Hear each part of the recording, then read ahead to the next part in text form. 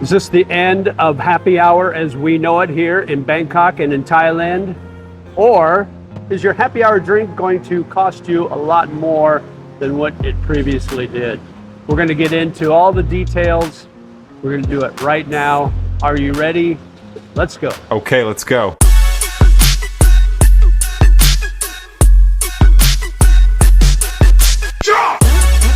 Hey, what's up? It's JJ, the Lonely Bull in Asia, here on Sukhumvit 13 at the Sportsman right here.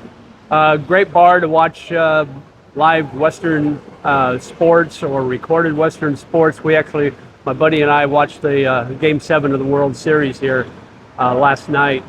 So that was kind of fun. But they got good food, good burgers, good drinks, obviously, and pool. You can play pool here, although here, it's going to cost you 20 baht a game, whereas some of the other bars down on Sukhumvit 11, you can play for free.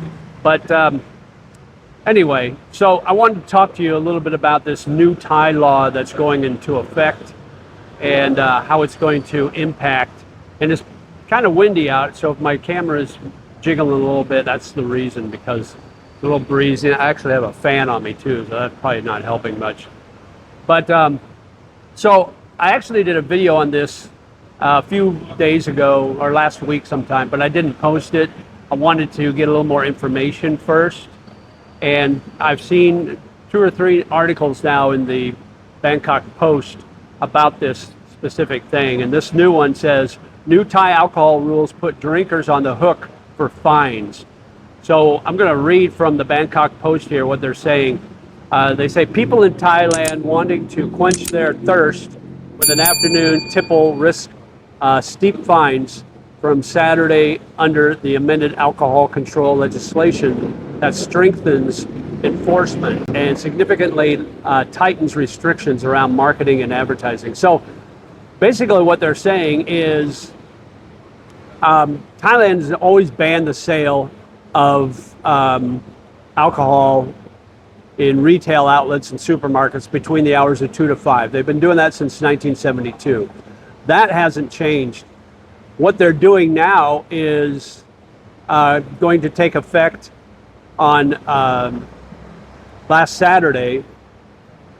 Individuals can be fined 10,000 baht or more, which is about $300 or more, for drinking or being served alcoholic beverages during the prohibited times or the prohibited places. So there are exemptions for licensed entertainment venues, hotels, certified establishments in tourist areas, and airports offering international flights. The onus has been shifted now to consumers. So the new regulations, here we go. The new regulations will have an adverse effect on restaurants because it is the customer that is now restricted by stipulated sales hours. So if an establishment, if you're at a restaurant, say, and they sell you a bottle of beer at 1:59 p.m., and you're still sitting there drinking your beer at 2 p.m., that will constitute a violation of the law. So you could be fined 10,000 baht or more, so $300 or more, depending on what they're doing. Now, the problem with this is it's kind of twofold.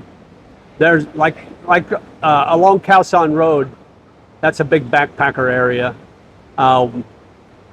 It said one business said that they're operating as a hybrid bar and restaurant from 11 a.m. to 2 a.m.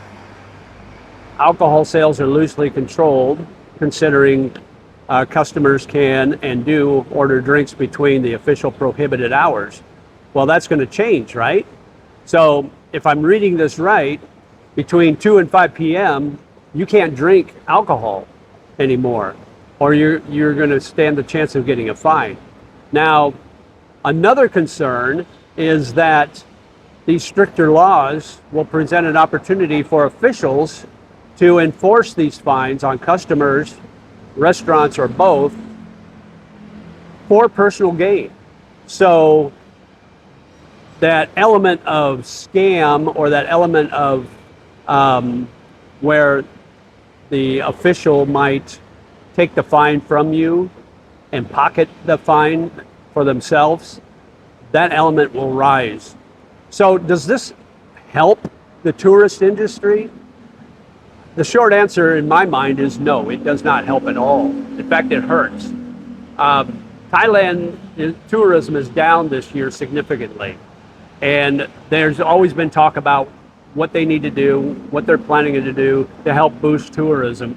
But it seems like all the talk about boosting tourism, but all the actions they take are actually hurting tourism. Now, I'm going to get trolls on here saying, well, I don't drink alcohol, so it doesn't affect me.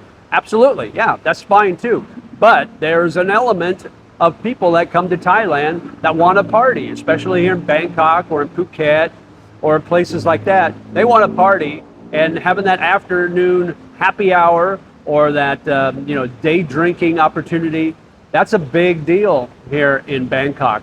You walk along any of the Soes up and down Sukhumvit Road, especially the lower Sukhumvit, where you're Nana, Soi 4, 7, 11, here in 13, even in Phrom Phong area where you got a lot of pubs. People are there in the afternoon drinking, before 5 o'clock. They're out there drinking, having a good time, enjoying life because they're here on vacation, or maybe they live here actually, and they want to meet up with some buddies. I myself, I have my class, my Thai language class in the afternoons. I get done about 3:30. Sometimes I like to take the train back, where I live in Phrom Phong, and before I head home, I may stop at O'Shea's Irish Pub and have myself a pint, maybe meet a friend for a pint of beer at 4 in the afternoon, or, maybe I'll have a pint and then have an early dinner there or somewhere, maybe the Laughing Tiger or somewhere else, So it does, obviously I will adjust to the point where I'm not going to chance getting fined just to go have a drink before 5 p.m. I can adjust to that and I can wait. I only go out once, maybe twice a week to go out and have a couple of beers. So it's not like I'm out every day, but I think it's going to hurt obviously it's going to hurt the bar and restaurant industry, and it's going to hurt tourism because people might look at it and say, no, it's not worth going if I'm going to be prohibited to drink when I want to drink. It's almost like prohibition.